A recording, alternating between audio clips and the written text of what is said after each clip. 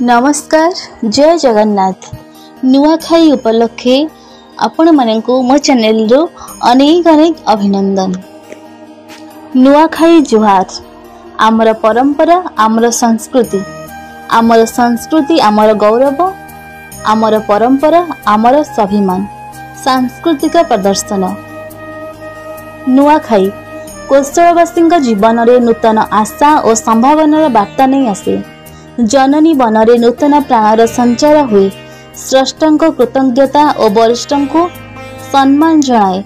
नुआखाईर उत्साह उद्दीपना ताको संस्कृति और मनोरंजन दुनिया को आकर्षित करिथाए। मन और हृदय को रूप रस छंद देई सुरताल लय देई प्रकाश करने को चेष्टा करे। यह हो जाए सांस्कृतिक प्रदर्शन। संसारर प्रत्येक वस्तु सजीव निर्जीव स्थावर अस्तावर विवर्तन बादर शिकार होइछि। केउठी आधुनिकता भितरे प्राचीन प्रवृत्तिर छाप देखा मिले तो केउठी परिवर्तनर महास्रोतर प्रतिकूलगामी होई मनुष्य स्थितिस्थापकता बजाय रखा चेष्टा करे। तेबे अवसर विनोदन मानसिकता एवं मौलिक उपादान परि मन हुए। निज भितर पुलकित सिहरण को आवेगजनित आनंद को निरोड़ा निर्जनता को कोमल भावना को प्रकाश करने को अभिप्राय मनीष हो जाए कवि लेखक चित्रकार संगीतज्ञ नृत्यशिल्पी वाद्यकार एपरी बहुत किछि। केवल तार अंतरर सांस्कृतिक चेतना को प्रकाश करने शब्द ध्वनिर माध्यम निए।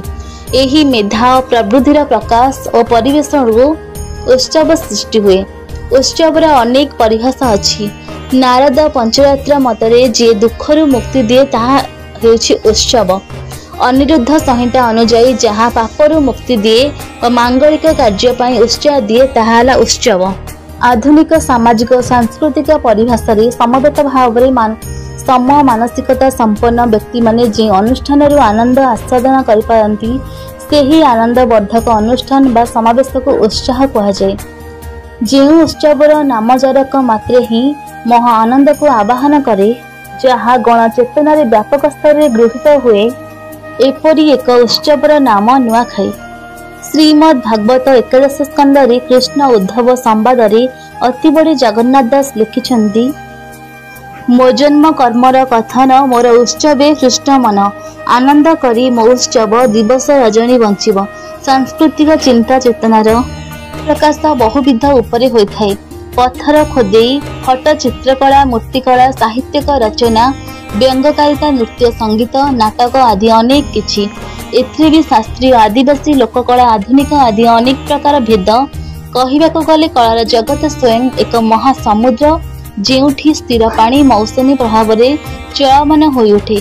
प्रत्येक लहरी छंद तोड़े प्रत्येक वृष्टिधारा धरा को सबुजिमारे भरी दिए। प्रत्येक झरणा संगीत स्वरलिपि भरी दिए। शरत ऋतुर नाना वृष्टि नातिशीतोष्ण जलवायु कला प्रदर्शन पाई अनुकूल परिवेश सृष्टि करे।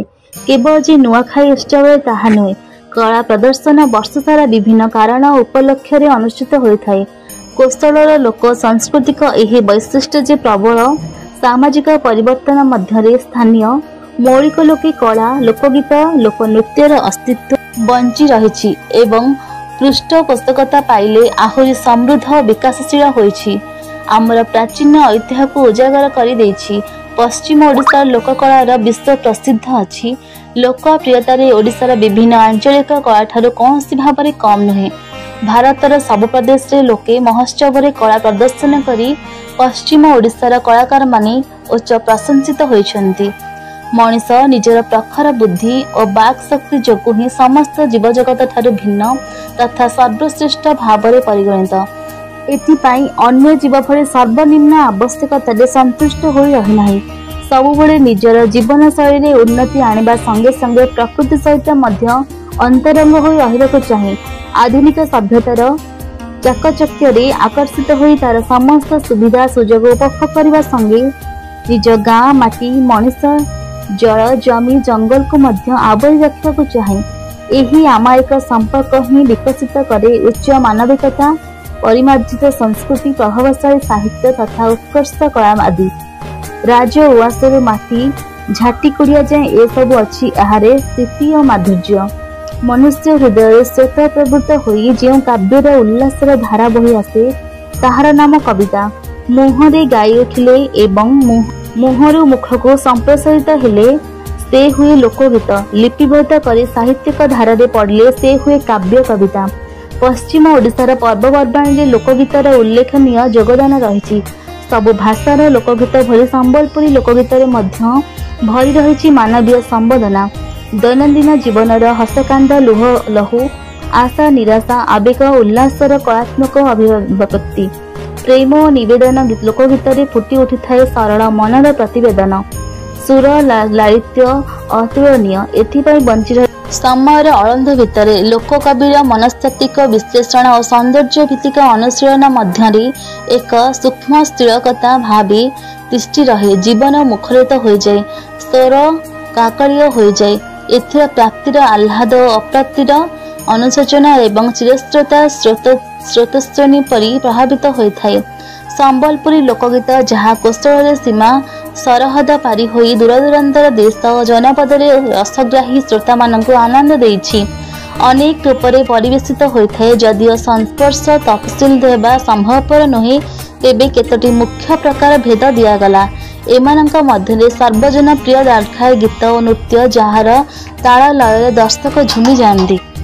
आमोद प्रमोद संबलपुरी गीत डालखाई होमव भली माइलजेड जाईफुल छिलोलाई रसलकेरी दायिका विशेष अवसर गीत हलिया गीत झियो कांदणा गुनजी कुटा गीत धानमोड़ा गीत करमा गीत गीत घुमुरा गीत आसु कविता पांडविनी छत्तीसगढ़ तालिका असंपूर्ण।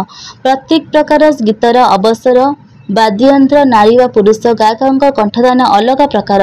ए सब गीत गुड़ी अधिकांश पारंपरिक जार स्रष्टा नाम काल अज्ञात। एवं नूतन गीत गुड़िक रचना कर आकाशवाणी और दूरदर्शन अन्यान्य मनोरंजन चैनल प्रसारित होइछि।